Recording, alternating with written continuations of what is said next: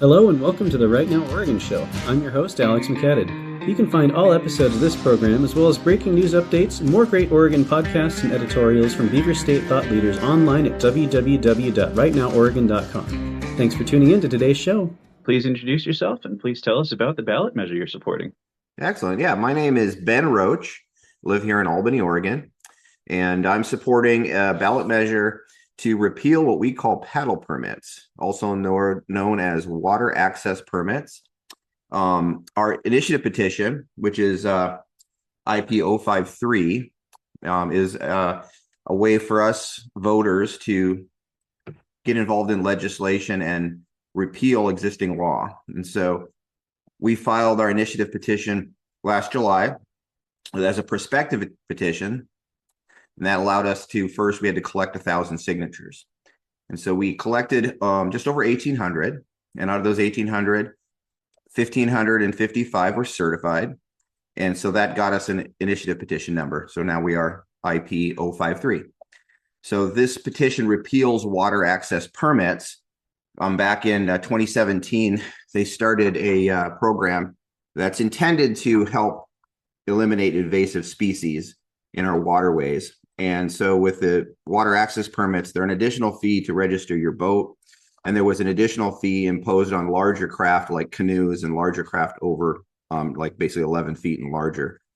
Last year in 2025, House Bill 2982 passed pretty much without much notice. And that expanded those permits to apply to every type of paddlecraft, whether it be a small recreational child's canoe, kayak that you buy at your local sportsman store, or even inflatable paddle boards, stand-up paddle boards, and even rafts, for example, a small $40 silver raft you might buy at Walmart is subject to a $20 permit starting January 1st of this year. So this law already is in existence and is implemented January 1st. Can you tell me more about why you decided to get this measure on the ballot? Well, I love outdoor recreation.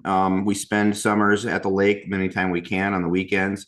I own powerboat. I own 2 kayaks and a stand-up paddleboard. My daughter also is involved in water sports and youth ministry. So we have college students that come out to the lake and bring their own paddleboards and their kayaks. So when I found out we're going to have to start permitting these, I started getting involved online with a few different groups. And so their first reaction was to go out and protest and have a paddle protest and go up to the Capitol maybe, or I don't know. There was a couple different ideas.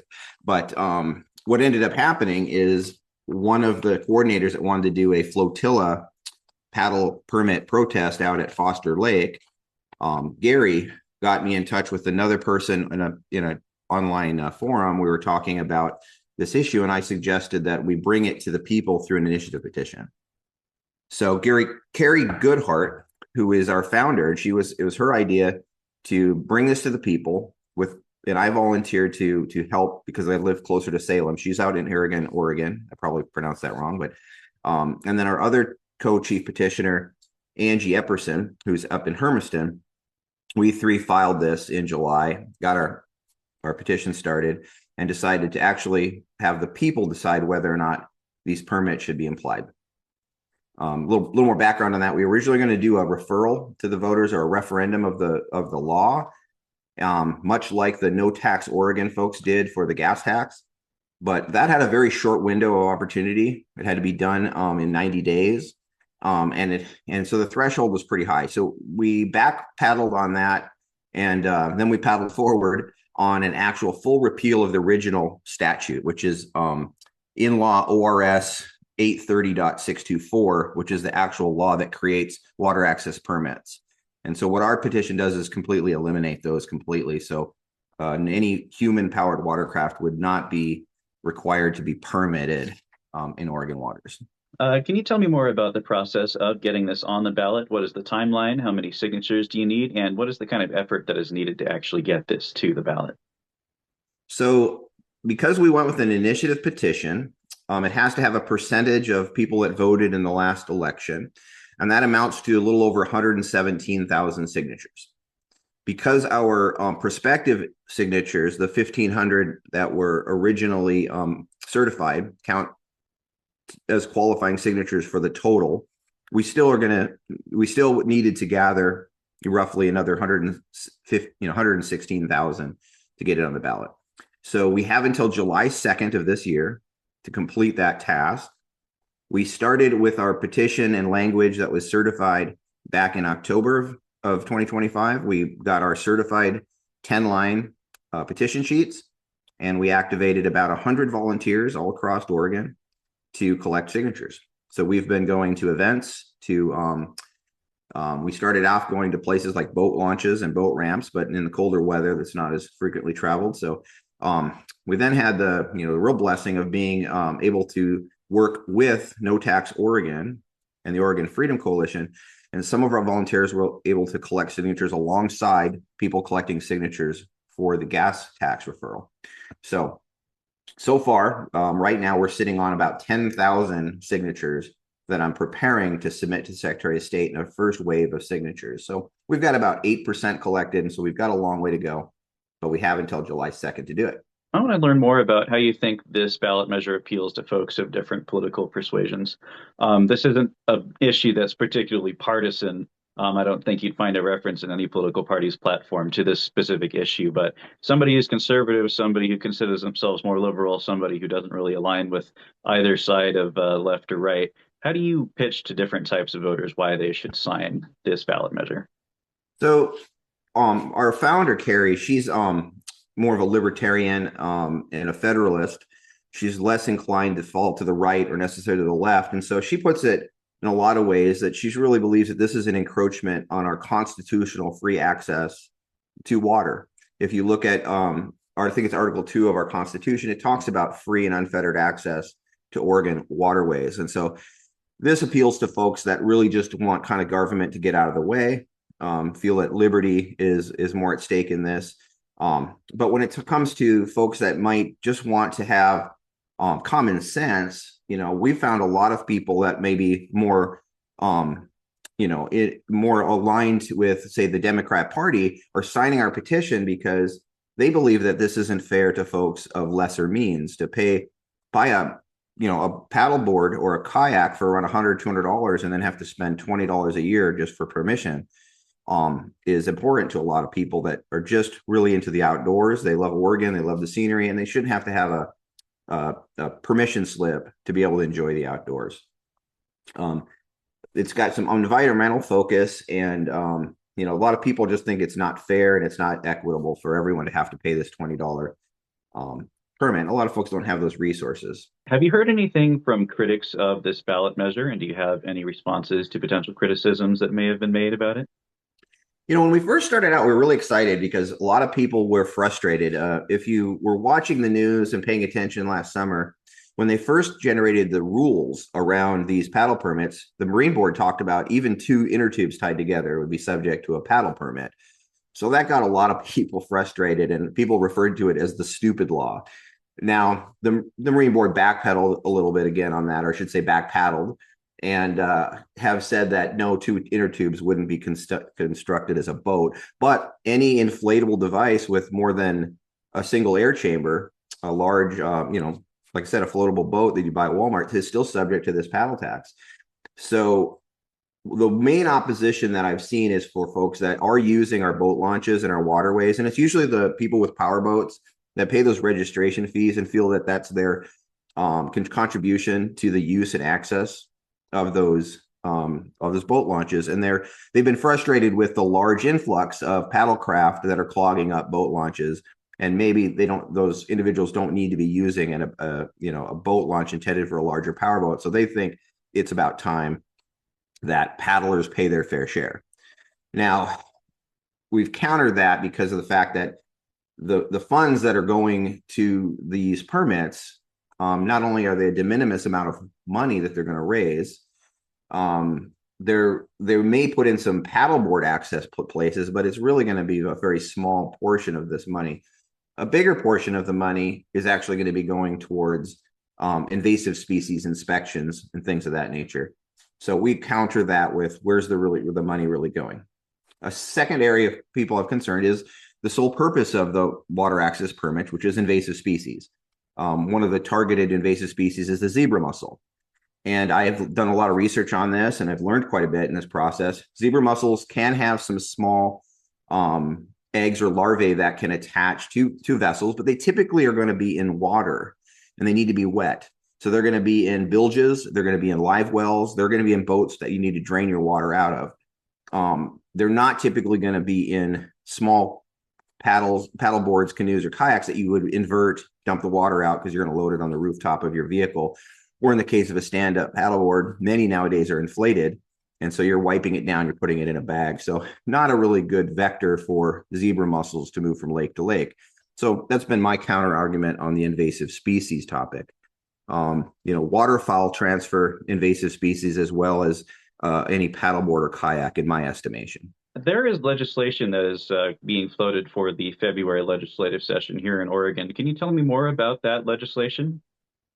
Yeah, it's Representative Dwayne Juncker was kind enough to come out and support the idea of reforming part of the bill that expanded water access.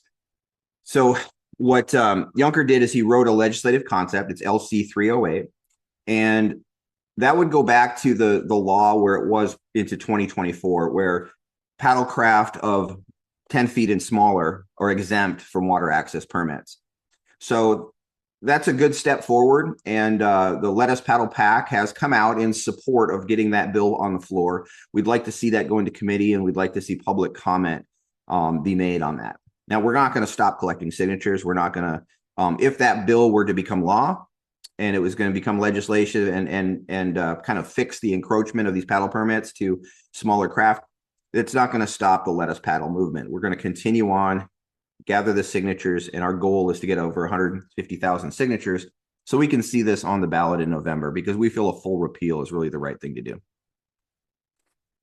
I can also share too, just so that for folks that get a chance to listen, it's not just support from Dwayne Juncker. We have Representative Ed Deal, who was instrumental in getting the Oregon Freedom Coalition and No Tax Oregon underway to get the signatures, the 250,000 signatures that he got to refer to the voters the gas tax. Ed Deal is signed on as a co-sponsor, and supporting and sponsoring this bill includes people like Representative Court Boyce, Virgil Osborne, Alex Galatos, and Shelley Bossard Davis, my representative here down in Linn County. And Kevin Mannix is signed on, someone who has done a number of initiative petitions. So he's signed on as a supporter of this legislative concept.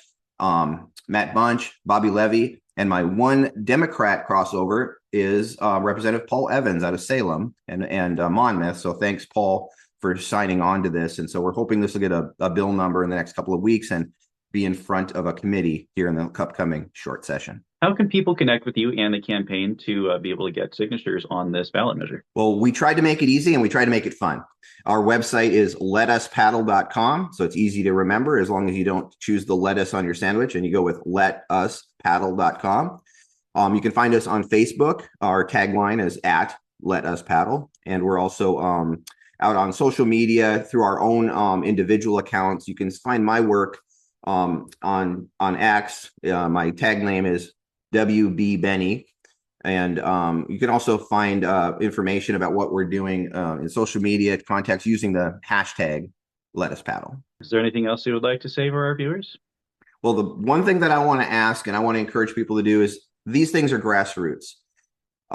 We have a political action committee as required by Oregon law when you're doing political work, and that requires us to report, raise, and be transparent with all the funding that we both raise and spend. If you go to our website, letuspaddle.com, you'll find a donate link.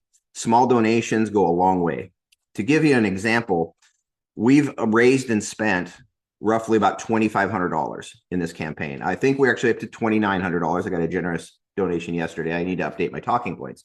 But that being said, when you divide the number of dollars that we've raised by the signatures we've been able to gather, the average signature gathering petition in Oregon typically costs or spend, political action committees spend about $13 to $14 per signature in marketing, postage, printing supplies, getting out the word, and paying for booth space and all the things that go along with a political campaign where you have to go out and find over 100,000 voters and get them to sign on the line. Our campaign is very small. We're very frugal. We've been doing it a lot with our own donations, our own paper and ink, going to these events and being on the corners, literally going to little farmers markets and meeting with people face to face and getting their signatures. About 100 volunteers across the state. We're only spending about 25 cents per signature so far, but we really have a long ways to go. So again, going to our website, letuspaddle.com, and making a small donation will go a long way. I'd also like those in the sporting community to check us out at some of the upcoming sporting shows. We're going to be in Eugene the end of the month at the Lane Event Center, January 30th through February 1st. We'll be in Roseburg, February 2nd through the 8th at the Douglas Fairgrounds. And we're going to be in Medford, February 20th and 22nd. And that's going to be at the Jackson County Expo. That's the Sportsman's Outdoor and Rec Show. So we will have a table at those events where you can come and sign our petition. Thanks again for joining us on this episode of the Right Now Oregon Show. This has been your host, Alex McCadden. You can find all episodes of this program, as well as breaking news updates and more great Oregon podcasts and editorials from Beaver State thought leaders online at rightnoworegon.com. Until next time, Oregon.